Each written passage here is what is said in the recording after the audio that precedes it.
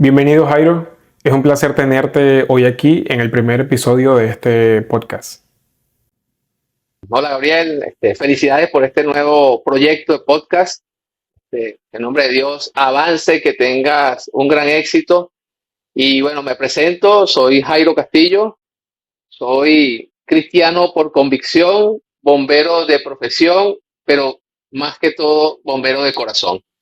Me he formado en el área bomberil, ya con 32 años en capacitación técnica. Soy licenciado en Ciencias del Fuego, Rescate y Seguridad. Y además me he especializado en las áreas de salud ocupacional, seguridad laboral, pero me he interesado mucho en lo que es la administración de los desastres, que creo que es lo que viene ahorita como anillo al dedo para poder dilucidar un poco lo que estamos viviendo hoy día. Si me puedes comentar un poco cuál es la formación que necesita un bombero, cuáles fueron los pasos que seguiste para convertirte en un bombero profesional. Yo creo que todos los que somos bomberos de pequeños, cuando nos preguntaban qué quieres ser cuando seas grande, dijimos ser bombero. Cerca de mi casa donde yo viví, en la avenida Morán, había una estación y siempre los bomberos pasaban por el frente y yo me asomaba por la ventana en lo poco que podía a ver en esos tiempos en que los perros dálmatas estaban en los camiones. Y esto fue una semilla que fue creciendo con el tiempo. A los 13 años ya yo pertenecía a una brigada voluntaria de rescate que estaba en un comando de la Guardia Nacional en Vista Alegre. Y después me fui al ejército y como cosas de Dios establecidas, llegó un sargento preguntando que quién le gustaría formar parte del nuevo cuerpo de bomberos militares de Fuerte Tiuna y que quienes tenían experiencia en temas de rescate. Y yo levanté mi mano y bueno, pasa ahora acá. Allí comenzó realmente mi formación como bombero. Crecí entre militares que habían sido bomberos y mi primera escuela fue allí. Bueno, luego entro a la escuela de bomberos profesionales, se llama EFOPROC, Escuela de Formación Profesional de Bomberos del Distrito Federal para aquel tiempo. Esto en Macarao, una escuela con 6 meses de formación teórica que abarca todas las áreas, desde primeros auxilios, rescate, incendio, la ingeniería en protección contra el fuego. Para mí la profesión del bombero es una de las profesiones más completas porque uno tiene que saber de todo. Tienes que entender que aparte del aspecto físico, también el aspecto académico tenía un gran peso. Luego de esto, que termina la formación en el instituto, ¿qué sigue para el bombero? ¿Cuáles son esas primeras tareas a las que se va a dedicar? Una vez cubierto todo lo que es la escuela, pasa un proceso de pasantías. Estas pasantías en diferentes estaciones, con diferentes horarios, bastante fuertes. Yo recuerdo comencé, eran 24 por 24. Yo creo que no me quedaba dormido, ya tenía que ir al día siguiente a trabajar, ¿no? Y en las estaciones te iban poniendo en práctica, montando en el camión, te iban enseñando, porque lo teórico lo tienes que convertir en práctico. Conocer los camiones, que saber en qué gabinete está un pitón de manguera, de qué lado está la manguera de 1,5 pulgadas, cuál la de 2,5 pulgadas. Eso te lo va dando la práctica, ¿no? Esos otros 6 meses de pasantía te llevan a un año de formación para después graduarte como bombero profesional. El Cuerpo de Bomberos de Caracas, de hecho como alma mater acá en Venezuela, fundó el Instituto Universitario de Tecnología Bomberil, que venía a complementar el técnico superior universitario bomberil. Anteriormente teníamos un ciclo diversificado, que salía técnico medio bomberil. Y el TSU vino a superar, porque era el boom de la época académico, y el TSU vino a llenar y a complementar el espacio. Fuimos graduados muchos compañeros del Cuerpo de Bomberos y dentro de nuestros instructores había muchos ingenieros en protección contra el fuego egresados de la Universidad de Texas. Ellos siempre tuvieron la intención de que aquí en Venezuela esa especialidad se diese y se juntaron y crearon el pensum. No pudieron llevarlo a ingeniería, pero sí los que continuamos estudios se llevó a la licenciatura, licenciados en Ciencias del Fuego, Rescate y Seguridad. Y allí entonces veíamos más materias, pero llegar al nivel de gerenciar una emergencia, o una catástrofe o un desastre como estamos teniendo en estos momentos, conlleva a una formación. ¿Cuál fue esa primera emergencia, ese primer evento al que te tocó asistir como bombero profesional? Bueno, yo comencé mi experiencia bomberil, como te dije, en el Fuerte Tiuna, siendo bombero militar. Y la primera gran emergencia que me tocó atender, o de mayor impacto, digámoslo así, porque bueno, anteriormente había apagado incendios forestales, atendido unas colisiones de vehículos, pero me tocó ser uno de los primeros en la escena dantesca de un accidente automovilístico en la bajada de Tazón. Un autobús se quedó sin frenos y la rampa de frenado, días anteriores habíamos atendido unas emergencias en esa rampa de frenado y habían detenido unos carros pequeños, pero hablamos de un autobús Bluebird, de estos muy, muy pesados, con 67 pasajeros a bordo, venía desbocado y ya la rampa estaba movida, afectada por los vehículos anteriores y no tuvo la capacidad de parar este autobús. La rampa salió así como aquella película de máxima velocidad, pasó la rampa y cayó hacia la parte interior del Fuerte Tiuna, cayendo sobre las áreas de uno de los batallones. Y más o menos en un espacio de unos 50 metros cuadrados cayó ese amasijo de hierro y habían 67 personas entre muertos, heridos, gritos, y fue muy impactante y para mí esa es la emergencia que marcó mi vida para saber y aprender cómo actuar ante un desastre tan grande, porque en ese momento existe una terminología en el área de la atención de la emergencia que es el triaje. Y en el triaje es uno de los momentos más duros que debe vivir el rescatista porque te toca tomar decisiones de a quién atender primero, a quién atender después, a quién no atender porque ya no tiene posibilidad de vida.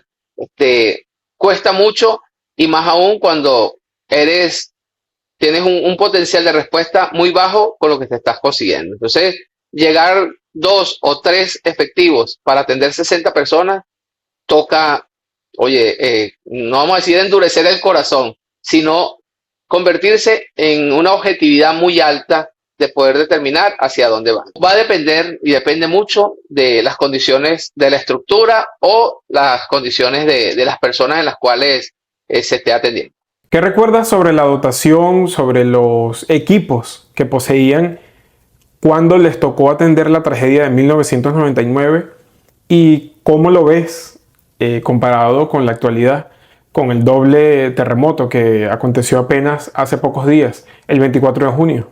Si hacemos un estándar comparativo de ambos tiempos, 1999-2026, para el año 99 el Cuerpo de Bomberos de Caracas, en el que yo pertenecía, contaba con muy buenos equipos. De hecho, eh, teníamos todo lo que era combate de incendios muy, muy bien estructurado, teníamos vehículos de transporte, ambulancias y, bueno, lamentablemente la nación ha sufrido eh, por diferentes situaciones y el equipamiento se ha quedado en obsolescencia, en primer lugar, en menor cantidad de equipos, daños en los vehículos y esto pues ha mermado mucho. Si hacemos el comparativo entre la tragedia de Vargas del 99 a la tragedia del estado de La Guaira hoy día, porque fue cambiado el nombre del estado, sí hay una deficiencia actualmente en lo que se refiere a equipos. Pero también algo importante, el recurso humano con el que se contaba en el año 99, también hay una diferencia técnica. Muchos nos retiramos, muchos salimos en jubilación, otros migraron fuera del país y también el tema de la capacitación técnica, podemos ver que hay grandes diferencias. Pero estoy seguro que esto en ningún momento quita la vocación del servicio que se pueda tener y en el campo lo hemos podido ver, más allá de una opinión que yo pueda dar, en el campo hemos podido ver hombres y mujeres del cuerpo de bomberos trabajando con las manos pero haciendo el trabajo, buscando siempre una solución ante el problema que se le esté llevando. Has hecho énfasis sobre la salud mental de los rescatistas. Has hablado en otras oportunidades sobre el síndrome de estrés postraumático. ¿Cuál ha sido tu experiencia sobre este particular? Bueno, Gabriel, fíjate, el tema psicológico y psiquiátrico, especialmente en el cuerpo de bomberos, y yo digo de todas las fuerzas, ¿no? Militares, bomberiles, policiales, es un tema tabú. Y un tema tabú que cuando es expresado termina representando debilidad, termina representando miedo o termina cayendo hasta un estado de bullying por, por expresar lo que siente el alma. Y esto es uno de los grandes errores que hemos cometido porque hemos sido machistas a lo largo de la historia y venimos de las escuelas donde el hombre no llora. Y de hecho, desde la casa, el hombre no llora, usted aguanta. Y eso causa que todo lo que va llegando, vamos guardando, va al corazón. Y esos corazones colapsan. En muchas ocasiones se endurecen los corazones. En otros momentos, una manera de reflejar todo esto se convierte en juego, en burla. Estás dentro de la emergencia y estás con un chiste negro, pero realmente allí es donde viene esa frase de que la depresión también ríe. Y en muchas ocasiones el personal que atiende emergencias se afecta de tal manera y si no busca la ayuda psicológica, psiquiátrica, si es necesaria, que no significa estar desquiciado mental, no significa estar enajenado mental, porque cuando duele una muela, uno se va corriendo al odontólogo, pero cuando uno tiene una situación del pensamiento, cuesta llegar hasta el especialista. Y las especialidades existen por algo. El atender tantas emergencias, cuadros dantescos, como te dije en algunas ocasiones, tomar decisiones de a quién atender y a quién no. Cuando se te muere un paciente, cuando hay un colapso estructural y suena la alarma que tienes que desalojar y quedas enluchado entre salir y tienes a la persona aprisionada allí o bajo los escombros y te toca salir y que de repente la persona te agarre la mano y te diga, oye, no me dejes morir. Y tú tienes que soltar porque tienes que cumplir una instrucción de salir, desalojar la edificación porque es parte del protocolo salir de la edificación cuando está por colapsar. Y bueno, si colapsa, queda ese cargo de conciencia, ¿no? Y aunque uno no lo acepte y diga, no, no, yo estoy bien, eso, no, tranquilo, bueno, le tocaba. Pero realmente no es así. Vamos cargando con esas cruces, vamos cargando con esas emociones y si no lo drenamos, por supuesto que vamos a terminar siendo duramente afectados. Te voy a hablar de mi caso. Yo me autocatalogué superviviente del deslave de Vargas del 99 porque más allá de que me tocó vivir un evento específico, a lo largo del tiempo me tocó superar muchas cosas. El retomar el sueño, eh, la ansiedad, crisis de pánico, depresión, todo eso formó parte del post-evento. En el momento me sentía con fuerza para ser el héroe sin capa, pero cuando me tocó la realidad de que la adrenalina bajó, llegaron los pensamientos, llegaron situaciones, vino la tristeza. Hay un caso en particular en Vargas del 99, cuando yo traté de desalojar a un hombre de su casa y le dije que dejara todos los enseres adentro, que se viniera. Él me dijo, no, no, chico, yo tengo que buscar mi ventilador. Y recuerdo clarito cuando él entró a su casa y vino una gran ola de agua y se llevó la casa íntegra, completa. Eh, yo me quedé en ese momento totalmente seco, congelado, reaccionando de cómo una casa podía ser arrancada de sus cimientos y llevada completamente por las aguas. Por supuesto que venía si lo hubiese agarrado, y si hubiese hecho esto, y si lo hubiese agarrado duro y me lo traía. Esa carga me quedó en el tiempo. Y bueno, luego de que ya pasa el proceso de rescate, viene el tiempo de recuperación de cadáveres. Y cuando toca la recuperación de cadáveres, las emociones a flor de piel son mayores porque tienes a familia alrededor del cuerpo, algunos llorando para que les ayudes a sacarlo. eh, o sea, estar de la mano allí con la familia y vivir el duelo también pega mucho. Entonces a uno le confronta, me confrontaba saber, bueno, mi familia está bien en Caracas y aquí este hombre perdió a sus 3 hijos que están aquí bajo tierra.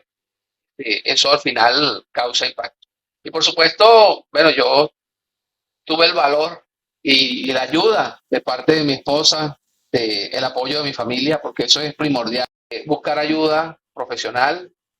En el cuerpo de bomberos tenemos psicólogos, psicólogos clínicos, y bueno, yo cuando fui a mi consulta no había más nadie, el único era yo. Yo decía, wow, pero yo estoy seguro que tantos se deben sentir igual que yo, ¿por qué no dan el paso? Y trataba de agrupar a mis compañeros. Mira, anda, ve, es malo, te van a escuchar. Y es un momento en que uno debe ser es escuchado. Y el psicólogo con sus técnicas así lo hace en los primeros auxilios psicológicos o post eventos. El psicólogo lo que hace es escuchar y después que viene su opinión. Pero si el estrés postraumático por atención de emergencias es muy, muy grave. Y viniéndome al presente, yo te puedo decir que yo en este momento, por mi salud, eh, preferí no bajar a La Guaira. No, en esta oportunidad yo no brindé apoyo presencial en La Guaira porque eh, los que sufrimos de ansiedad, sufrimos de crisis de pánico, eh, es algo similar al alcohólico. El alcohólico cuando va a las reuniones de Alcohólicos Anónimos se presenta y dice, yo me llamo Pedro Pérez y soy alcohólico, aun cuando tenga 2, 3 años sin tomar, porque la condición siempre está. Y puede venir un elemento estresor que puede llevar a una recaída. En el caso de la ansiedad pasa lo mismo.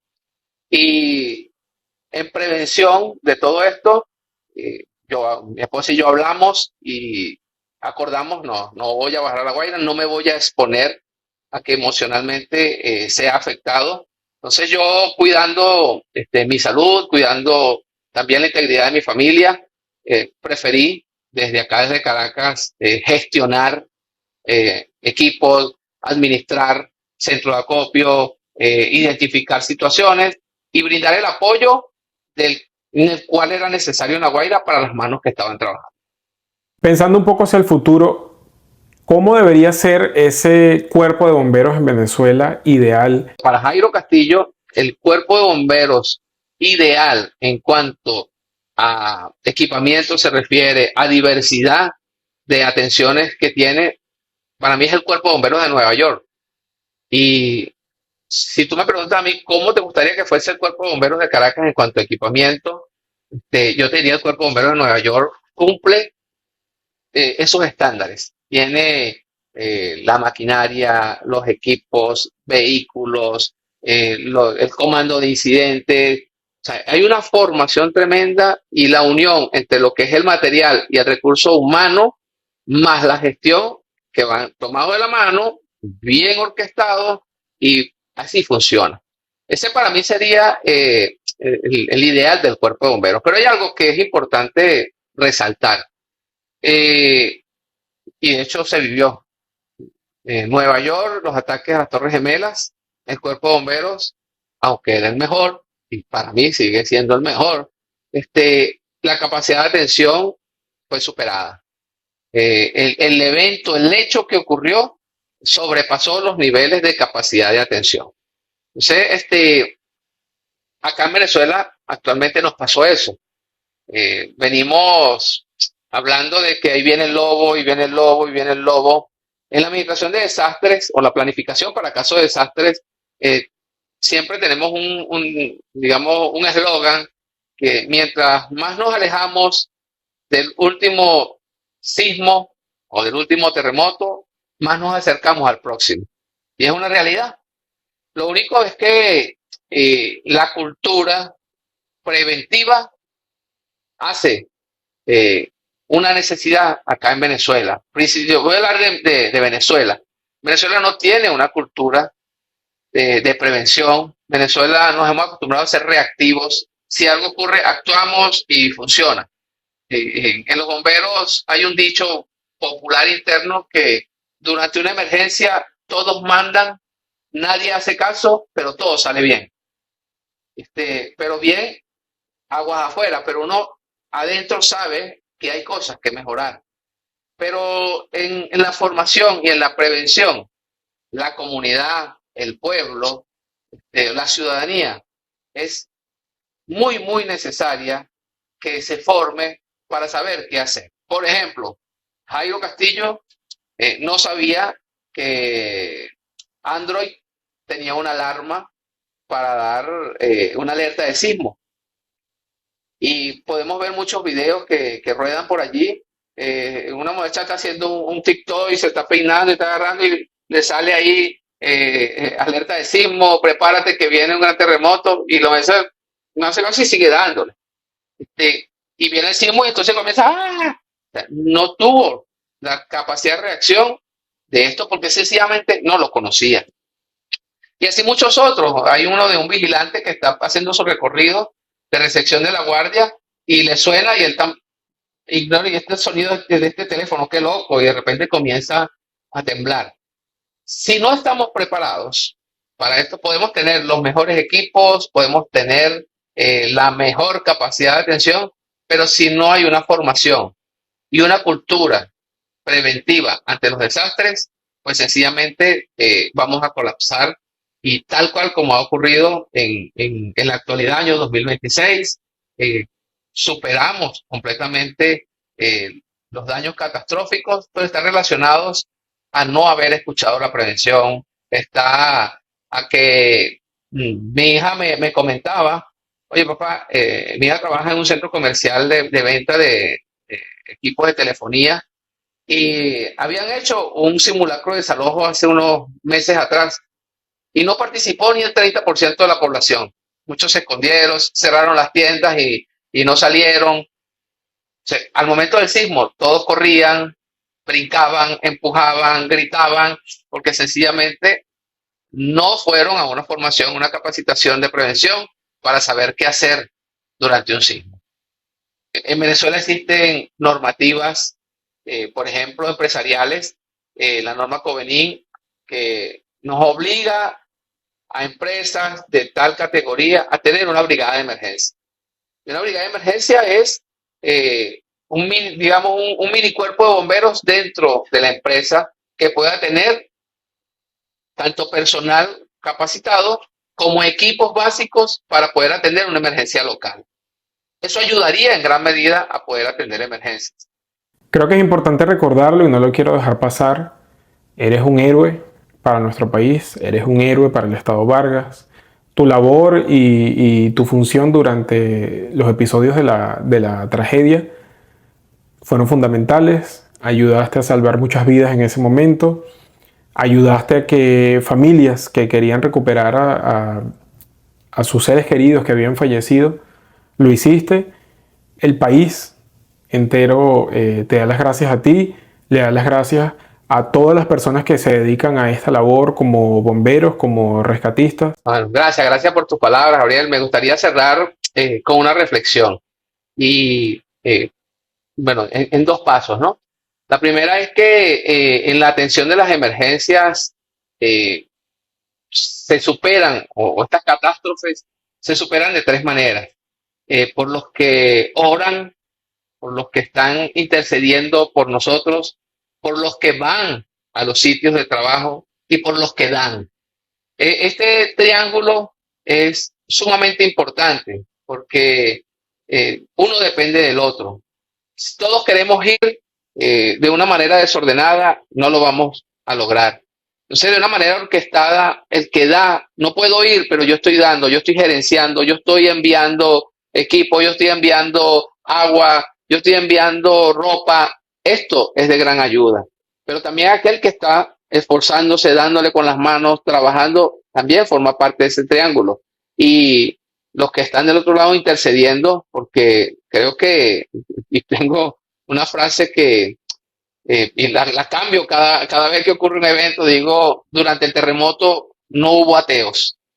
No hubo ateos porque todos miramos hacia el cielo, todos miramos a Dios, todos pedimos misericordia, todos clamamos a Dios de una u otra manera, sin importar la religión en la cual puedas pertenecer, pues todos vimos que hay un creador y a él acudimos. Y bueno, quería cerrar un poco con lo que ha sido la administración de este gran desastre. Como dije, esto superó con creces todo lo que podíamos ver y podemos sentir que la respuesta no fue la más idónea y creo que bueno, las autoridades competentes tendrán que, luego que pase todo esto, sacar a la luz lo que hicieron, cómo lo hicieron, de qué manera gestionaron este desastre, cuál fue la reacción inicial en los tiempos para poder atender algo de tan gran magnitud. Creo, lo predico y lo enseño. Porque dentro de los desastres hay tres etapas: el antes, el durante y el después. En ese antes, que es la formación, es el plan, es, por ejemplo, y voy a lanzar esta pregunta en medio del podcast. ¿Usted tiene un plan familiar? ¿Usted sabe que en caso de una emergencia, dónde se va a encontrar con su familia? ¿Tiene un punto de encuentro específico? ¿O cada quien va a salir a buscar a cada quien a lugares? Tenemos un maletín de primer auxilio en casa, tenemos un extintor. Ese es el antes. Ahora, en el durante, cuando toca el evento, ¿qué hacer? Yo he enseñado de que debemos mantener la calma, lo primero. Segundo, en caso de terremoto, buscar el sitio más seguro de la estructura. Hoy en día decimos meternos debajo de una mesa es más peligroso. Sí, es verdad, las mesas de los años 50, 40 eran mesas de cedro. Hoy en día tenemos muebles de visopán que no soportan ningún tipo de peso. Pero existe una técnica que, aunque no es muy querida, llamada el triángulo de la vida, colocarse al lado de un mueble en forma fetal, cubriéndose la cabeza y esperar a que pase el sismo.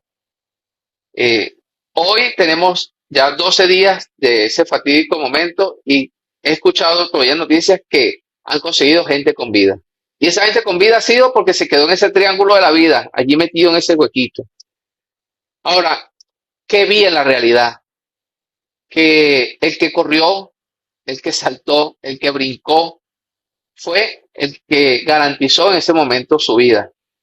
Y me dije a mí mismo, bueno, toda la teoría que tú has dado, Jairo Castillo, funciona única y exclusivamente cuando hay una respuesta rápida de parte de las autoridades, cuando hay una respuesta inmediata para hacer los rescates. Si hubiésemos tenido quizás una mayor capacidad de equipamiento, de personal, de maquinaria, de accesibilidad, porque tú puedes un jumbo, entrar en un jumbo, una máquina retroexcavadora a un lugar, ¿cuánto implica de que llegue y se traslade de un sitio al otro? Entonces, esto funciona solamente cuando hay una respuesta de rescate rápida. Y mi reflexión es, si a 12 días todavía salen personas con vida, ¿cuántas personas pudimos haber rescatado en las primeras 72 horas, por ejemplo? Esa es la reflexión que me llevo y que dejo para que nosotros como funcionarios bomberiles, retirados, pues esta generación que ya salió, hay una generación que tiene que aprender, que hay que reaccionar más rápido, que debemos tener orden, que debe haber una cabeza visible de inmediato. La ciudadanía se volcó a ayudar, pero el desorden trajo caos. El caos trajo problemas y cuando vinimos a ver, era poca la ayuda que podíamos dar porque teníamos todas las ganas, pero sin el conocimiento y sin el equipamiento necesario, el logro del objetivo era muy difícil. Muchas gracias, Jairo, por compartir tu testimonio, por el tiempo que te has tomado para esta entrevista, por ser el primer entrevistado en este proyecto que hoy inicia. Nos vemos en un siguiente episodio para compartir historias y para conversar. Muchas gracias, Gabriel, por la oportunidad. Dios bendiga a Venezuela, Dios bendiga a América, Dios bendiga a todas las naciones que han extendido su brazo de ayuda y que pues nos levantemos todos unánimes juntos hacia ayudar al prójimo. Y cierro con un versículo, está en el Proverbio 17, 19, que dice que el que ayuda al necesitado, a Dios le está prestando. Y Dios siempre paga sus deudas. Así que ayudemos, que este es el momento de brindar las ayudas.